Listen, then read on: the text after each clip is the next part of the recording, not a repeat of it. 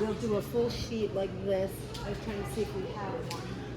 It's a grocery list, and so basically every day there's something new for the people to choose, and we try to keep a good variety going because we don't want to give people the same food every month because then it gets boring and monotonous. So we try to offer a variety of products, and then they check mark those items. We have volunteer staff that take these black cards. They put boxes and bags on them so that we can reuse the boxes, and then we basically grocery shop. So we try to really instill, you can come this way if you're interested, if you want to hear, if you're interested in hearing more.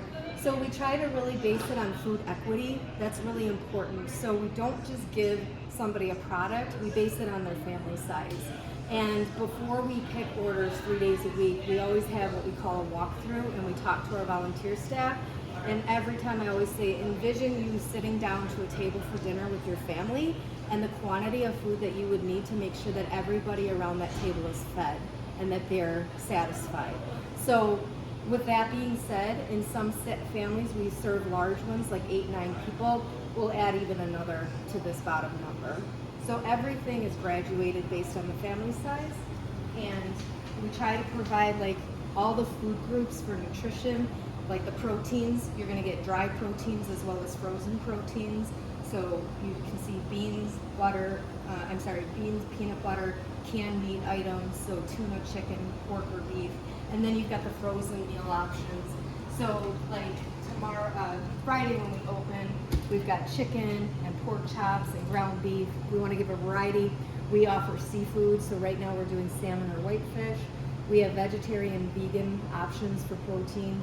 That's really important, as well as people with dietary constraints. So if someone has a meat aversion and they need protein and they're not really a vegetarian, there's still other options out there like black soybean noodles and different things. So we try to carry a variety of those types of products. We also have fun foods. We've got some great partnerships. So Culver's donates frozen yogurt so that we have dessert items, which is a lot of, that's fun. Cheese curds from Culver's as well. And then, so these are extra meats that we give in addition to the primary meats that they can select. It's coming into winter, so we're trying to prep for that. So we think, we do things like soups and stews, make sure the hot meals are there.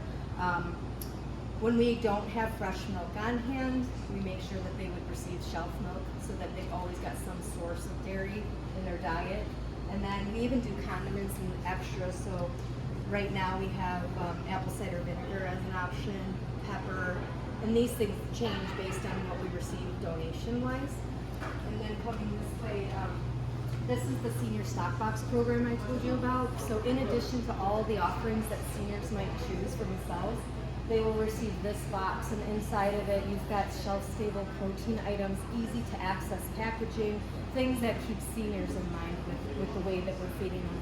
Things that are maybe on a smaller scale for a single or a double, not these big large pieces of meat. Sometimes we give big families. This is our fresh section. So when we're serving, these are full, and right now you can see the things that we're prepping for tomorrow. We do go and pick up food 3 days a week too, so that it is fresh. So I start my day at 6:30 in the morning, every Monday, Wednesday, and Friday. And then I can get here a little bit later on Tuesdays and Thursdays. But that's so that we have fresh options as best as we can. And then over here, we have toiletries as well. So this always changes based on availability and what we have.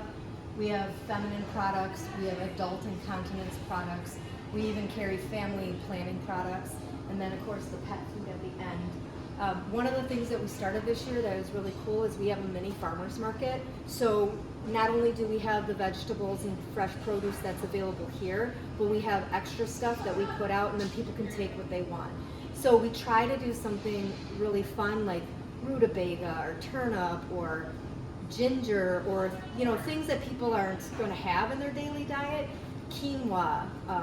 We try to put things out there that it's like, hey, what is this? And then we'll always provide recipes too if they want it. So we have a big bank of recipes. We work with Food-Wise, which is an organization out of Kenosha. Well, it's statewide actually, but they provide us all kinds of recipes for that.